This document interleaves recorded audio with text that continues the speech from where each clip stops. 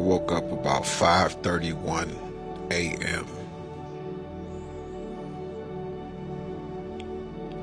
I'm already either woke and on my way to sleep,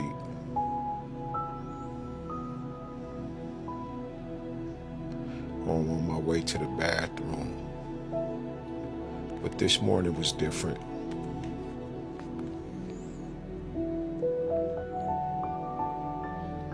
I woke up with this particular person on my mind.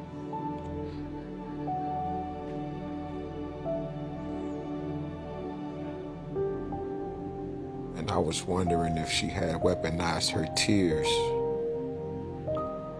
because I never felt like this about another woman. I haven't felt like this particular feeling in a long time.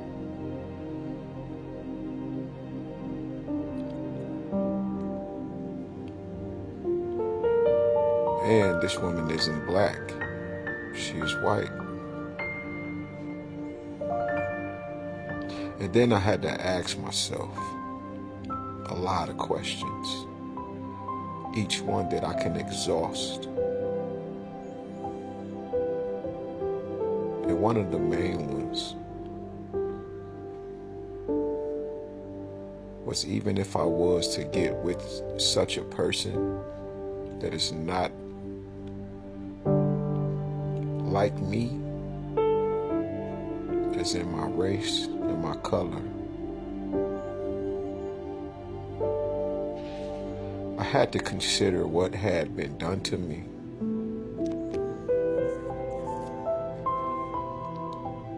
And what could she possibly stand for in my life, and what would be the outcome and the overall reasoning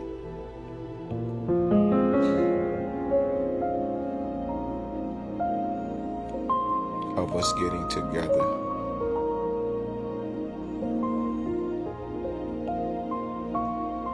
And then, as I lay there, I sit up, being tormented because of the love that I had just basically had to tone down for my ex of 15 years, who had scorned me so bad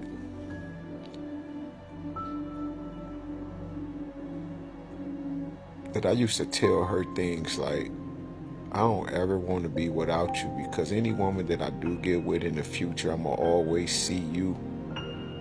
And I'm going to be so hurt that it ain't you. And this is one of the reasons why I was fighting so long and so hard. But she tried to kill me.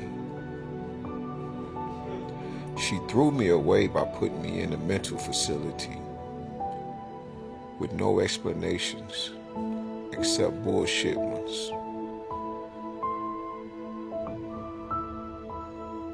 There's so many people try to play on me and use to not help me, and to so-called want to get me some help, after realizing that my life, I live better than they do. So it turns into hate, envy, and jealousy.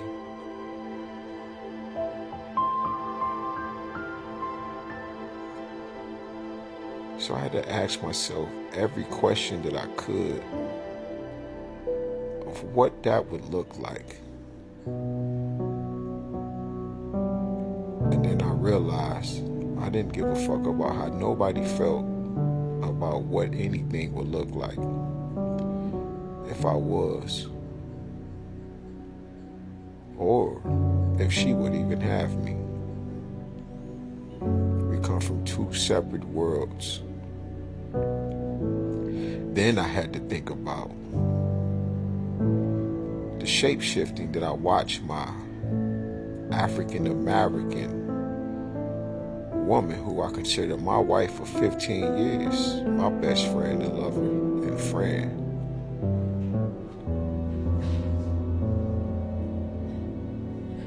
changed before my face. I'm talking about in my literal, I'm talking about a few feet, if it was that. No, it wasn't even that, because we're sitting side by side in the car, and she was so angry. We were riding down, I seen my grandkids, which was a beautiful sight, because we just happened to be coming down this road, and I look over and they was in the McDonald's playing, and it's the same McDonald's I used to take my daughter to when she was little. And I said, hey, look, there go Vonnie and there go Vaughn.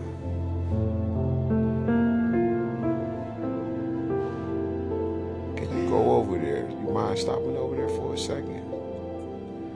I don't know when the next time I'm going to see them. Now, they not a part of my bloodline. They come from her daughter, which was my stepdaughter for 15 years. This was my daughter. Would have fought for her and lost my life. It's my child at this point. And she turned and looked at me and said, stay the fuck away from my grandkids. You don't ever get around them ever again. I don't want you around them. And I just looked at her like, oh my God. I could not believe this, because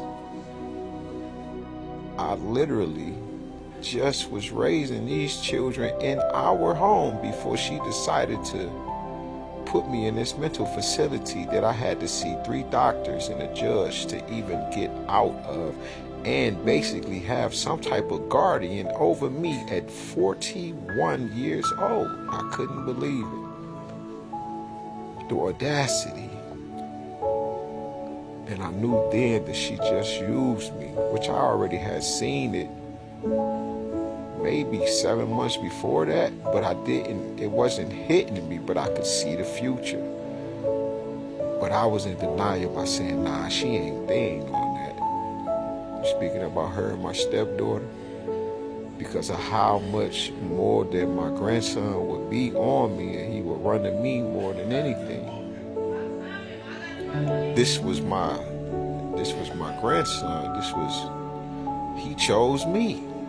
And of course he did. All the papaya and watermelons and the cookies and milk, and I don't drink milk, so it was cookies and water for me. You know, this was just my baby, and if they needed to put him to sleep, I just lay him on my chest and he's going to sleep instantly. It's not and this was just something that they knew, that it was me and Nas. Not that my other grandchildren wasn't, they just wasn't, they didn't choose me. Like, for one, I wasn't there for them like that. I was in lockup when they got here. I couldn't wait to meet them when I would get home from the penitentiary, and I took advantage as much as I could. So when they moved in, it was about us for almost a year and a half. So I got all that time back.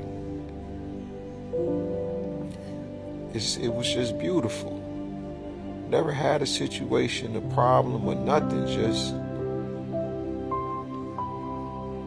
didn't understand how she could just treat me like that over these children. So by the time we get to my sister's house, she's dropping me off, and I'm grabbing my things out of the car, and we sit down, we say a few words, and she's so angry.